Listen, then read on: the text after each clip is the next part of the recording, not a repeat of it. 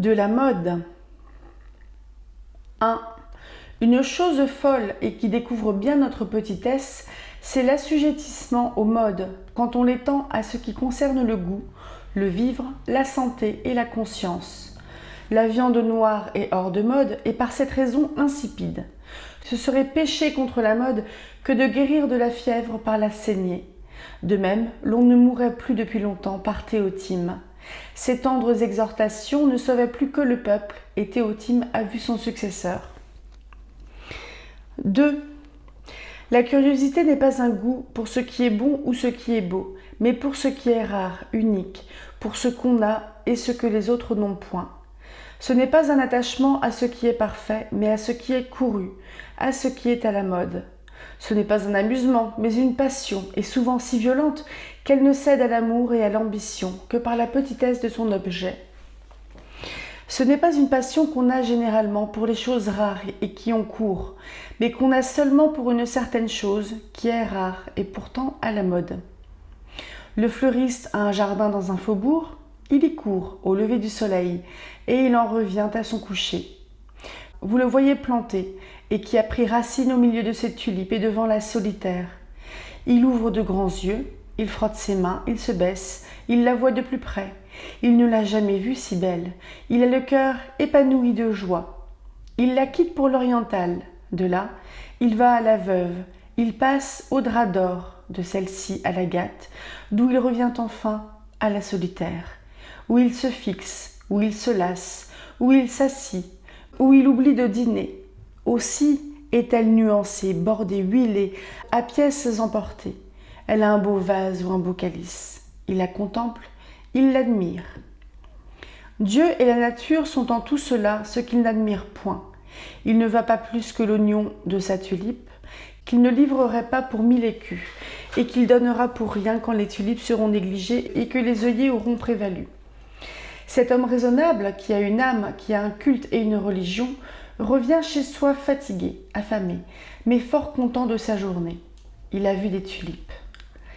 Parlez à cet autre de la richesse des moissons, d'une ample récolte, d'une bonne vendange. Il est curieux des fruits. Vous n'articulez pas, vous ne vous faites pas entendre. Parlez-lui de figues et de melons. Dites que les poiriers rompent de fruits cette année, que les pêchers ont donné avec abondance. C'est pour lui un idiome inconnu. Il s'attache au seul prunier, il ne vous répond pas. Ne l'entretenez pas même de vos pruniers. Il n'a de l'amour que pour une certaine espèce. Tout autre que vous lui nommez le fait sourire et se moquer. Il vous mène à l'arbre, cueille artistement cette prune exquise, il l'ouvre, vous en donne une moitié et prend l'autre. Quelle chair, dit-il. Goûtez-vous cela, cela est-il divin? Voilà ce que vous ne trouverez pas ailleurs. Et là-dessus, ses narines s'enflent, il cache avec peine sa joie et sa vanité par quelque dehors de modestie. Oh, l'homme divin, en effet. Homme qu'on ne peut jamais assez louer et admirer, homme dont il sera parlé dans plusieurs siècles. Que je vois sa taille et son visage pendant qu'il vit, que j'observe les traits et la contenance d'un homme qui seul entre les mortels possède une telle prune. Un troisième que vous allez voir vous parle des curieux ses confrères et surtout de Diognète. Je l'admire, dit-il, et je le comprends moins que jamais. Pensez-vous qu'il cherche à s'instruire par des médailles et qu'il les regarde comme des preuves parlantes de certains faits et des monuments fixes et indubitables de l'ancienne histoire? Rien moins. Vous croyez peut-être que toute la peine qu'il se donne pour recouvrer une tête vient du plaisir qu'il se fait de ne pas voir une suite d'empereurs interrompue? C'est encore moins. Diognète sait d'une médaille le fruste, le flou et la fleur du coin. Il a une tablette dont toutes les places sont garnies, à l'exception d'une seule. Ce vide lui blesse la vue, et c'est précisément et à la lettre pour le remplir qu'il emploie son bien et sa vie. Vous voulez, ajoute Démocède, voir mes estampes? Et bientôt il les étale et vous les montre. Vous en rencontrez une qui n'est ni noire, ni nette, ni dessinée, et d'ailleurs moins propre à être gardée dans un cabinet qu'à tapisser, un jour de fête, le Petit Pont ou la rue Neuve. Il convient qu'elle est mal gravée, plus mal dessinée, mais il assure qu'elle est d'un Italien qui a travaillé peu, qu'elle n'a presque pas été tirée, que c'est la seule qui soit en France de ce dessin, qu'il l'a achetée très cher et qu'il ne la changerait pas pour ce qu'il a de meilleur. J'ai, continue-t-il, une sensible affliction et qui m'obligera de renoncer aux estampes pour le reste de mes jours. J'ai tout qu'à l'eau, hormis une seule qui n'est pas, à la vérité, de ces bons ouvrages. Au contraire, c'est un des moindres, mais qui m'achèverait qu'à l'eau. Je travaille, depuis 20 ans, à recouvrer cette estampe et je désespère enfin d'y réussir. Cela est bien rude. Tel autre fait la satire de ces gens qui s'engagent par inquiétude ou par curiosité dans de longs voyages, qui ne font ni mémoire ni relation, qui ne portent point de tablette, qui vont pour voir et qui ne voient pas, ou qui oublient ce qu'ils ont vu, qui désirent seulement de connaître de nouvelles tours et de nouveaux clochers, et de passer des rivières qu'on n'appelle ni la Seine ni la Loire, qui sortent de leur patrie pour y retourner, qui aiment à être absents, qui veulent un jour être revenus de loin, et se satirent que par le juste, et se fait écouter. Mais quand il ajoute que les livres en apprennent plus que les voyages, et qu'il m'a fait comprendre par ses discours qu'il a une bibliothèque, je souhaite de la voir. Je vais trouver cet homme qui me reçoit dans une maison où dès l'escalier je tombe en faiblesse d'une odeur de maroquin noir dont ses livres sont tous couverts. Il a beau me crier aux oreilles pour me ranimer, qu'ils sont dorés sur tranches, ornés de filets d'or et de la bonne édition, me nommer les meilleurs l'un après l'autre, dire que sa galerie est remplie à quelques endroits près, qui sont peints de manière qu'on les prend pour de vrais livres arrangés sur des tablettes, et que l'œil s'y trompe. Ajouter qu'il ne lit jamais, qu'il ne met pas le pied dans cette galerie, qu'il y viendra pour me faire plaisir. Je le remercie de sa complaisance, et ne veut, non plus que lui, voir satanerie qu'il appelle bibliothèque. Quelques-uns, par une intempérance de savoir, et par ne pouvoir se résoudre à renoncer à aucune autre sorte de connaissance, les embrassent toutes et n'en possèdent aucune. Ils aiment mieux savoir que de savoir bien, et être faibles et superficiels dans diverses sciences que d'être sûrs et profonds dans une seule. Ils trouvent en toute rencontre celui qui est le maître et qui les redresse. Ils sont les dupes de leur curiosité et ne peuvent au plus, par de longs et pénibles efforts, que se tirer d'une ignorance crasse. D'autres ont la clé des sciences, où ils n'entrent jamais. Ils passent leur vie à déchiffrer les langues orientales et les langues du Nord, celles des deux Indes, celles des deux pôles, et celles qui se parlent dans la Lune. Les idiomes les plus inutiles, avec les caractères les plus bizarres et les plus magiques, sont précisément ceux qui réveillent leur passion et qui excitent leur travail. Ils plaignent ceux qui se bornent ingénument à savoir leur langue, ou tout au plus la grecque et la latine. Ces gens lisent toutes les histoires et ignorent l'histoire. Ils parcourent tous les livres et ne profitent d'aucun. C'est en eux une stérilité de faits et de principes qui ne peut être grande, mais à la vérité, la meilleure récolte est la richesse la plus abondante de mots et de paroles qui puissent s'imaginer. Ils plient sous le fait, leur mémoire en est accablée, pendant que leur esprit demeure vide. Un bourgeois aime les bâtiments. Il se fait bâtir un hôtel si beau, si riche et si orné qu'il est inhabitable. Le maître, honteux de s'y loger, ne pouvant peut-être se résoudre à le louer à un prince ou à un homme d'affaires, se retire au galetas où il achève sa vie, pendant que l'enfilade et les planchers de rapport sont en proie aux Anglais et aux Allemands qui voyagent, et qui viennent là du palais royal, du palais Elgé et du Luxembourg. On heurte sans fin à cette porte. Tous demandent à voir la maison et personne à voir monsieur. On en sait d'autres qui ont des filles devant leurs yeux, à qui ils ne peuvent pas donner une dot, que dis-je, elles ne sont pas vêtues, à peine nourries, qui se refusent un tour de lit et du linge blanc, qui sont pauvres, et la source de leur misère n'est pas fort loin. C'est un garde-meuble chargé et embarrassé de bustes rares, déjà poudreux et couverts d'ordures, dont la vente les mettrait au large, mais qu'ils ne peuvent se résoudre à mettre en vente. 10 fils commence par un oiseau et finit par 1000. Sa maison n'en est pas égayée, mais empestée. La cour, la salle, l'escalier, le vestibule, les chambres, le cabinet, tout est volière. Ce n'est plus un ramage, c'est un vacarme. Les vents d'automne et les eaux dans leur plus grande crue ne font pas un bruit si perçant et si aigu. On ne s'entend non plus parler les uns les autres que dans ces chambres où il faut attendre pour faire le compliment d'entrée que les petits chiens aient aboyé. Ce n'est plus pour Diffie un agréable amusement. C'est une affaire laborieuse et à laquelle à peine il peut suffire. Il passe les jours, ces jours qui échappent et qui ne reviennent plus, à verser du grain et à nettoyer les ordures. Il donne pension à un homme qui n'a point d'autre mystère que de siffler des serins au flageolet et de faire couver des canaris. Il est vrai que ce qu'il dépense d'un côté, il l'épargne de l'autre, car ses enfants sont sans maître et sans éducation. Il se renferme le soir, fatigué de son propre plaisir, sans pouvoir jouir du moindre repos que ces oiseaux ne reposent, et que ce petit peuple, qu'il n'aime que parce qu'il chante, ne cesse de chanter. Il retrouve ces oiseaux dans son sommeil. Lui-même, il est oiseau. Il est huppé, il gazouille, il perche. Il rêve la nuit qu'il mue ou qu'il couve. Qui pourrait épuiser tous les différents genres de curieux? Devineriez-vous, à entendre parler celui-ci de son léopard, de sa plume, de sa musique, les vanter comme ce qu'il y a sur la terre de plus singulier et de plus merveilleux? Qu'il veut vendre ses coquilles? Pourquoi non, s'il les achète au poids de l'or? Cet autre aime les insectes. Il en fait tous les jours de nouvelles emplettes. C'est surtout le premier homme de l'Europe pour les papillons. Il en a de toutes les tailles et de toutes les couleurs. Quel temps prenez-vous pour lui rendre visite? Il est plongé dans une amère douleur. Il a l'humeur noire, chagrine, et dont toute la famille souffre. Aussi a-t-il fait une perte irréparable. Approchez, regardez ce qu'il vous montre sur son doigt, qui n'a plus de vie et qui vient d'expirer. C'est une chenille. Et quelle chenille! 3. Le duel est le triomphe de la mode et l'endroit où elle a exercé sa tyrannie avec plus d'éclat. Cet usage n'a pas laissé au poltron la liberté de vivre. Il l'a mené se faire tuer par un plus brave que soi et l'a confondu avec un homme de cœur. Il a attaché de l'honneur et de la gloire à une action folle et extravagante.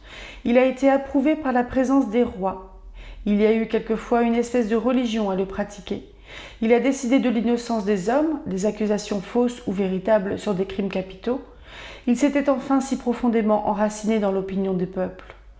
Et s'était si fort saisi de leur cœur et de leur esprit qu'un des plus beaux endroits de la vie d'un très grand roi a été de les guérir de cette folie. 4. Tel a été à la mode, ou pour le commandement des armées et la négociation, ou pour l'éloquence de la chair, ou pour les vers, qui n'y est plus. Y a-t-il des hommes qui dégénèrent ce qu'ils furent autrefois? Est-ce leur mérite qui est usé, ou le goût que l'on avait pour eux? 5. Un homme à la mode dure peu, car les modes passent. S'il est par hasard homme de mérite, il n'est pas anéanti, et il subsiste encore par quelque endroit. Également estimable, il est seulement moins estimé. La vertu a cela d'heureux, qu'elle se suffit à elle-même et qu'elle sait se passer d'admirateurs, de partisans et de protecteurs. Le manque d'appui et d'approbation non seulement ne lui nuit pas, mais il la conserve, l'épure et la rend parfaite.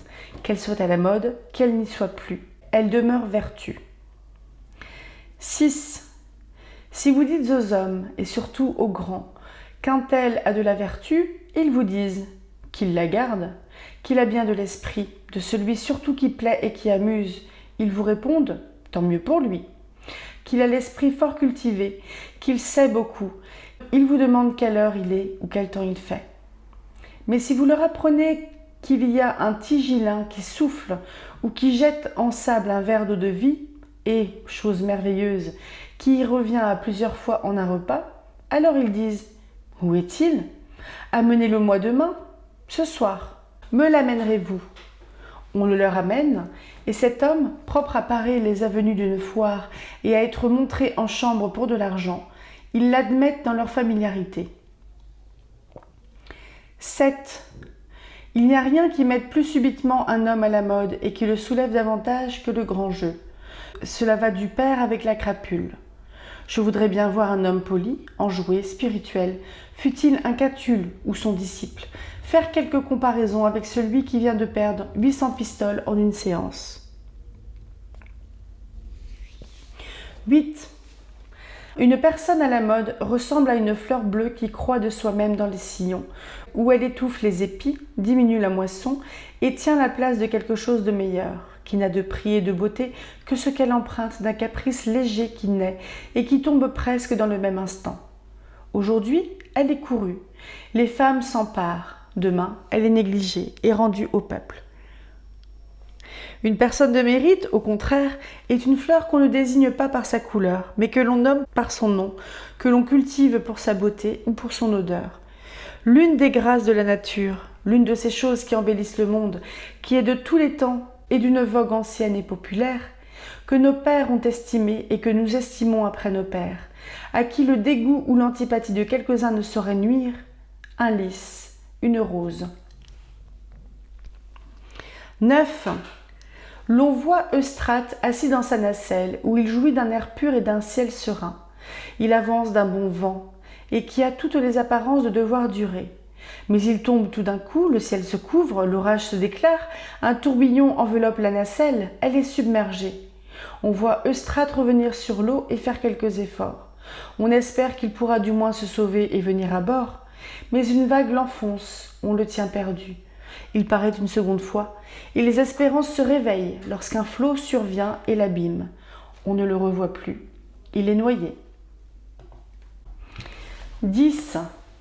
Voiture et sarrasin étaient nés pour leur siècle, et ils ont paru dans un temps où il semble qu'ils étaient attendus. S'ils s'étaient moins pressés de venir, ils arrivaient trop tard, et j'ose douter qu'ils fussent tels aujourd'hui qu'ils ont été alors. Les conversations légères, les cercles, la fine plaisanterie, les lettres enjouées et familières, les petites parties où l'on était admis seulement avec de l'esprit, tout a disparu. Et qu'on ne dise point qu'il les ferait revivre. Ce que je puis faire en faveur de leur esprit est de convenir que peut-être ils excelleraient dans un autre genre.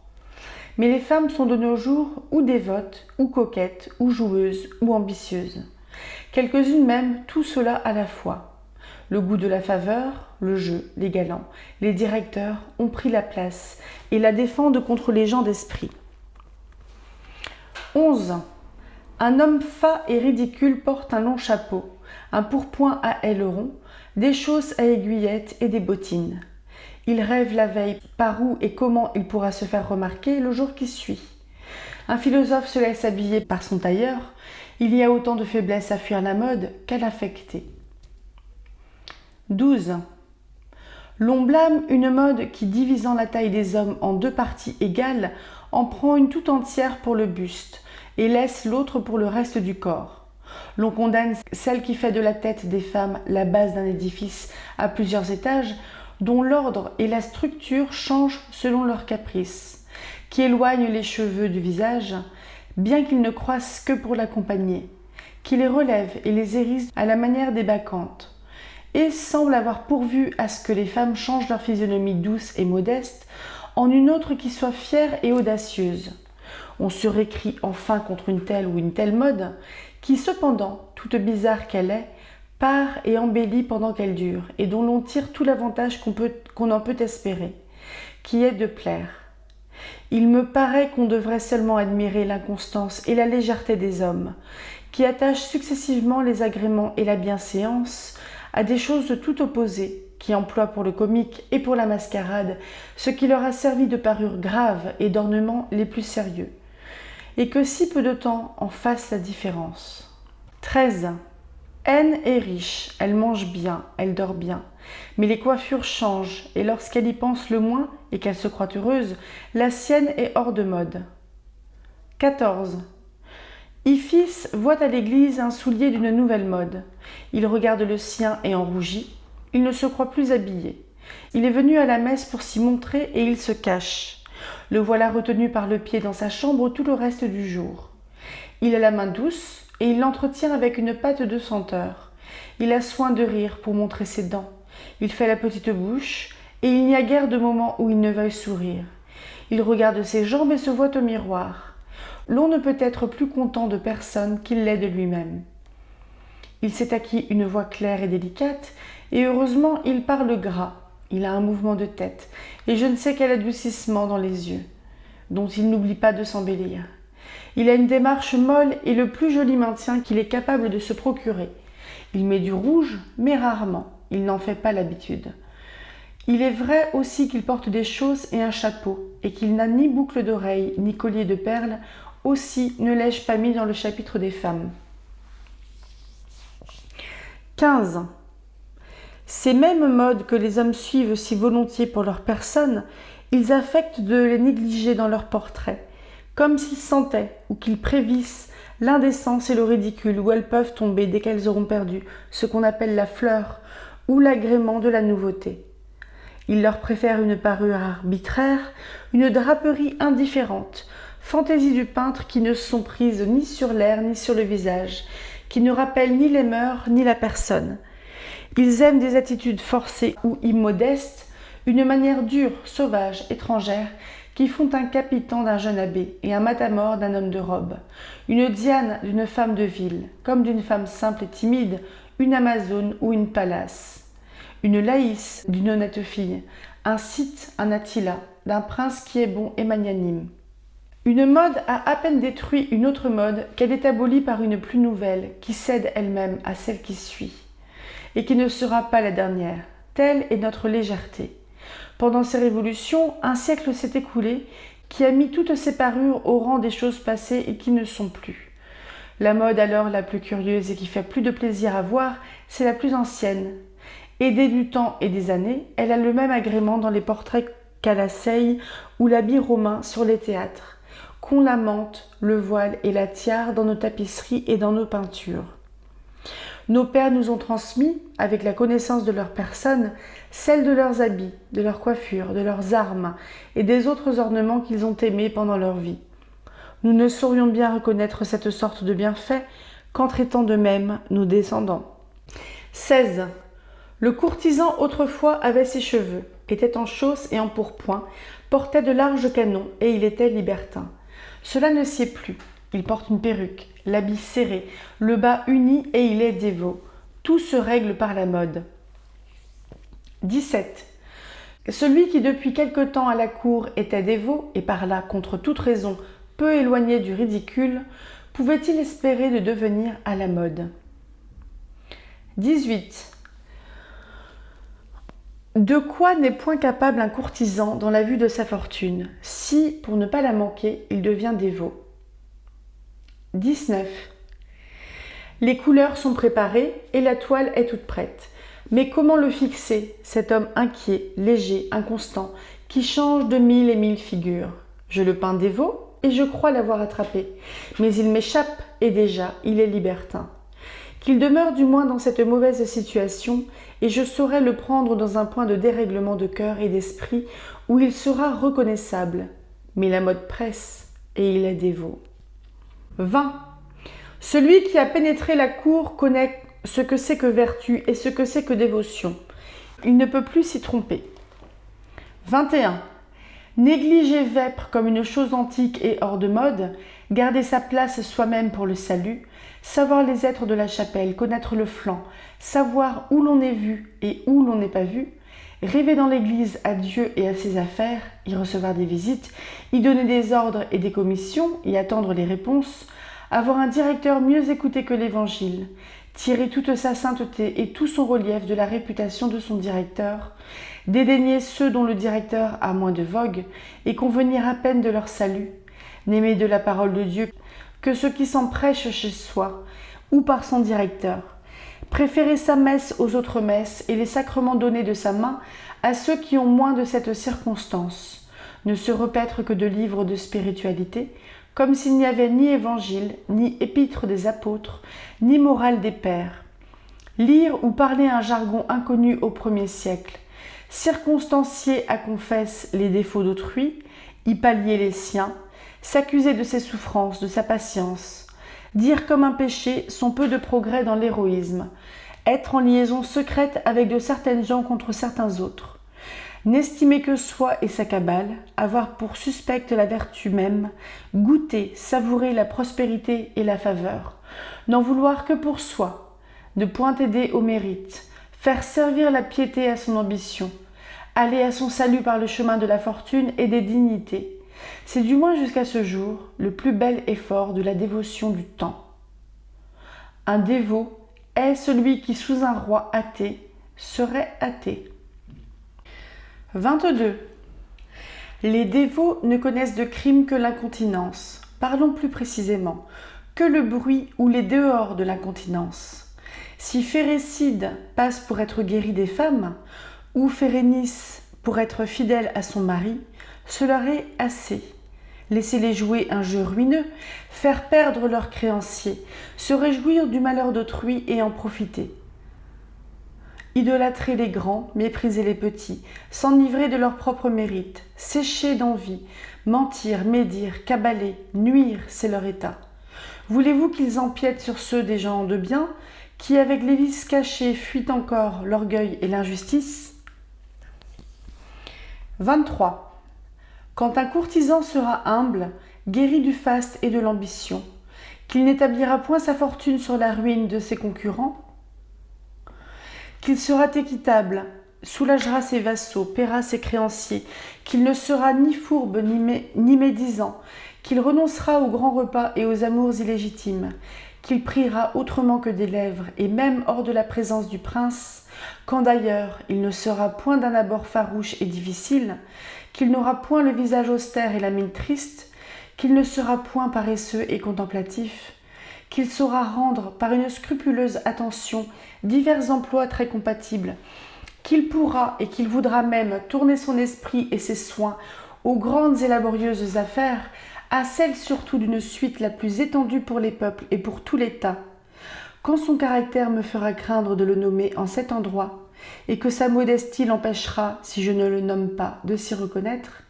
alors je dirai de ce personnage, il est dévot, ou plutôt, c'est un homme donné à son siècle pour le modèle d'une vertu sincère et pour le discernement de l'hypocrite. 24.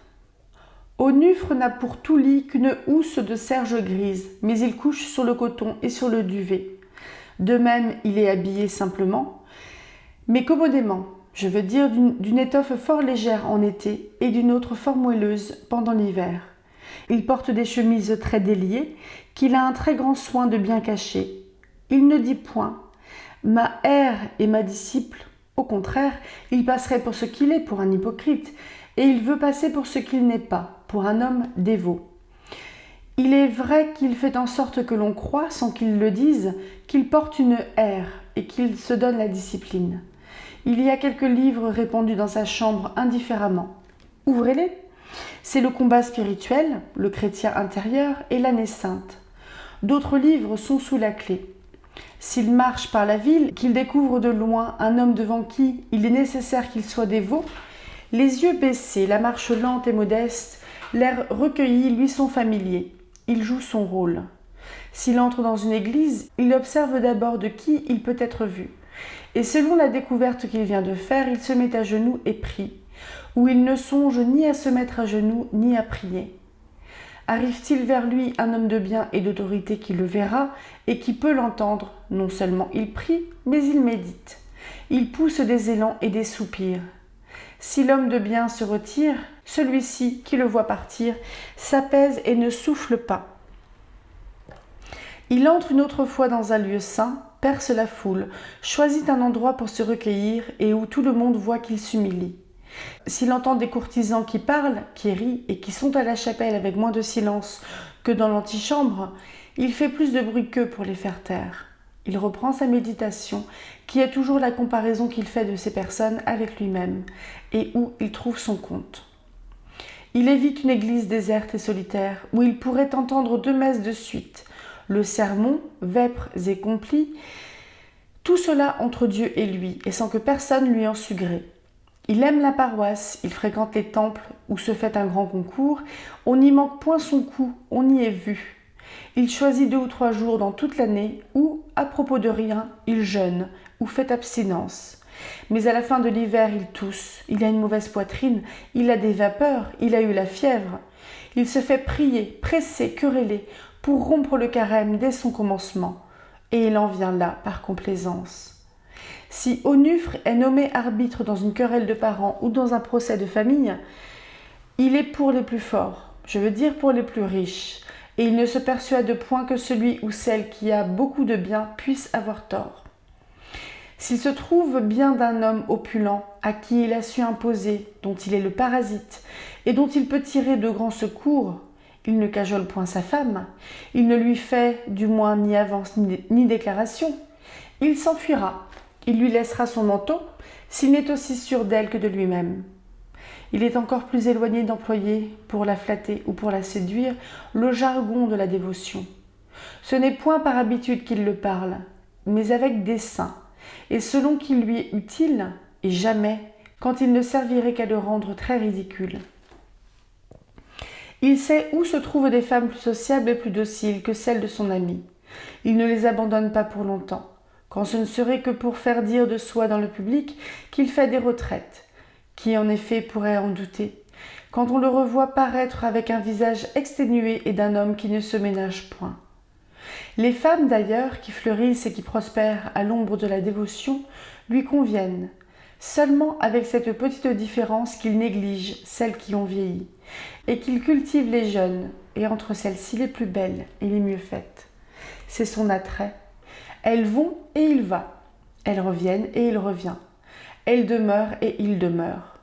C'est en tout lieu et à toutes les heures qu'il a la consolation de les voir. Qui pourrait n'en être pas édifié? Elles sont dévotes et il est dévot. Il n'oublie pas de tirer avantage de l'aveuglement de son ami et de la prévention où il l'a jeté en sa faveur. Tantôt il lui emprunte de l'argent, tantôt il fait si bien que cet ami lui en offre. Il se fait reprocher de n'avoir pas recours à ses amis dans ses besoins. Quelquefois, il ne veut pas recevoir une obole sans donner un billet. Il est bien sûr de ne jamais retirer. Il dit une autre fois et d'une certaine manière que rien ne lui manque. Et c'est lorsqu'il ne lui faut qu'une petite somme, il vante quelque autre fois publiquement la générosité de cet homme pour le piquer d'honneur et le conduire à lui faire une grande largesse. Il ne pense point à profiter de toute sa succession, ni à s'attirer une donation générale de tous ses biens. S'il s'agit surtout de les enlever à un fils, le légitime héritier. Un homme dévot n'est ni avare, ni violent, ni injuste, ni même intéressé. Onufre n'est pas dévot, mais il veut être cru tel, et par une parfaite, quoique fausse imitation de la piété, ménager sourdement ses intérêts. Aussi ne se joue-t-il pas à la ligne directe, et il ne s'insinue jamais dans une famille où se trouve tout à la fois une fille à pourvoir et un fils à établir. Il y a là des droits trop forts et trop inviolables. On ne les traverse point sans faire de l'éclat et il l'appréhende.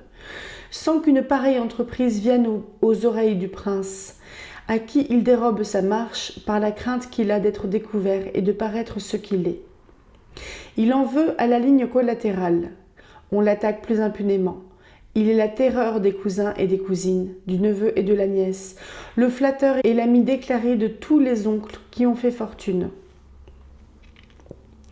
Il se donne pour l'héritier légitime de tout vieillard qui meurt riche et sans enfant, et il faut que celui-ci le déshérite s'il veut que ses parents recueillent sa succession. Si Onufre ne trouve pas jour à les en frustrer à fond, il leur en ôte du moins une bonne partie. Une petite calomnie, moins que cela, une légère médisance lui suffit pour ce pieux dessein, et c'est le talent qu'il possède à un plus haut degré de perfection. Il se fait même souvent un point de conduite de ne pas le laisser inutile. Il y a des gens, selon lui, qu'on est obligé en conscience de décrier, et ces gens sont ceux qu'il n'aime point, à qui il veut nuire, et dont il désire la dépouille. Il vient à ses fins sans se donner même la peine d'ouvrir la bouche. On lui parle de dox. Il sourit ou il soupire. On l'interroge, on insiste, il ne répond rien. Et il a raison. Il en a dit assez. 25. Riez, Zélie, soyez badine et folâtre à votre ordinaire. Qu'est devenue votre joie? Je suis riche, dites-vous, me voilà au large, et je commence à respirer. Riez plus haut, Zélie, éclatez. Que sert une meilleure fortune si elle amène avec soi le sérieux et la tristesse? Imitez les grands qui sont nés dans le sein de l'opulence. Ils rient quelquefois, ils cèdent à leur tempérament. Suivez le vôtre. Ne faites pas dire de vous qu'une nouvelle place ou que quelques 1000 livres de rente de plus ou de moins vous font passer d'une extrémité à l'autre. Je tiens, dites-vous, à la faveur par un endroit. Je m'en doutais, Zélie, mais croyez-moi, ne laissez pas de rire et même de me sourire en passant comme autrefois. Ne craignez rien, je n'en serai ni plus libre ni plus familier avec vous. Je n'aurai pas une moindre opinion de vous et de votre poste. Je croirais également que vous êtes riche et en faveur. Je suis dévote, ajoutez-vous. C'est assez, Zélie, et je dois me souvenir que ce n'est plus la sérénité et la joie que le sentiment d'une bonne conscience étale sur le visage. Les passions tristes et austères ont pris le dessus et se répandent sur les dehors. Elles mènent plus loin et l'on ne s'étonne plus de voir que la dévotion sache encore mieux que la beauté et la jeunesse rendre une femme fière et dédaigneuse. 26. L'on a été loin depuis un siècle dans les arts et dans les sciences, qui toutes ont été poussées à un grand point de raffinement, jusqu'à celle du salut, que l'on a réduite en règles et en méthodes, et augmentée de tout ce que l'esprit des hommes pouvait inventer de plus beau et de plus sublime. La dévotion et la géométrie ont leur façon de parler, ou ce qu'on appelle les termes de l'art. Celui qui ne les sait pas n'est ni dévot ni géomètre.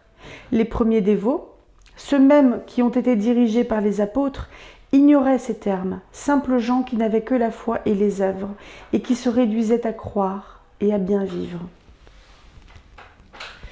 27.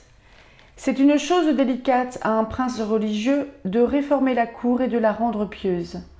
Instruit jusqu'où le courtisan veut lui plaire et aux dépens de quoi il ferait sa fortune, il le ménage avec prudence, il tolère, il dissimule, de peur de le jeter dans l'hypocrisie ou le sacrilège. Il attend plus de Dieu et du temps que de son zèle et de son industrie. 28. C'est une pratique ancienne dans les cours de donner des pensions et de distribuer des grâces à un musicien, à un maître de danse, à un farceur, à un joueur de flûte, à un flatteur, à un complaisant. Ils ont un mérite fixe et des talents sûrs et connus qui amusent les grands et qui les délassent de leur grandeur. On sait que Favière est beau danseur et que Lorenzani fait de beaux motets. Qui sait au contraire si l'homme dévot a de la vertu ? Il n'y a rien pour lui sur la cassette, ni à l'épargne, et avec raison. C'est un métier aisé à contrefaire, qui, s'il était récompensé, exposerait le prince à mettre en honneur la dissimulation et la fourberie, et à payer pension à l'hypocrite. 29. L'on espère que la dévotion de la cour ne laissera pas d'inspirer la résidence. 30. Je ne doute point que la vraie dévotion ne soit la source du repos. Elle fait supporter la vie et rend la mort douce. On n'en tire pas tant de l'hypocrisie. 31. Chaque heure en soi, comme à notre égard, est unique. Est-elle écoulée une fois, elle a péri entièrement. Les millions de siècles ne la ramèneront pas. Les jours, les mois, les années s'enfoncent et se perdent sans retour dans l'abîme des temps. Le temps même sera détruit. Ce n'est qu'un point dans les espaces immenses de l'éternité, et il sera effacé. Il y a de légères et frivoles circonstances du temps qui ne sont point stables, qui passent, et que j'appelle des modes. La grandeur, la faveur, les richesses, la puissance, l'autorité, l'indépendance, le plaisir, les joies, la superfluité. Que deviendront ces modes quand le temps même aura disparu ? La vertu seule, si peu à la mode, va au-delà des temps.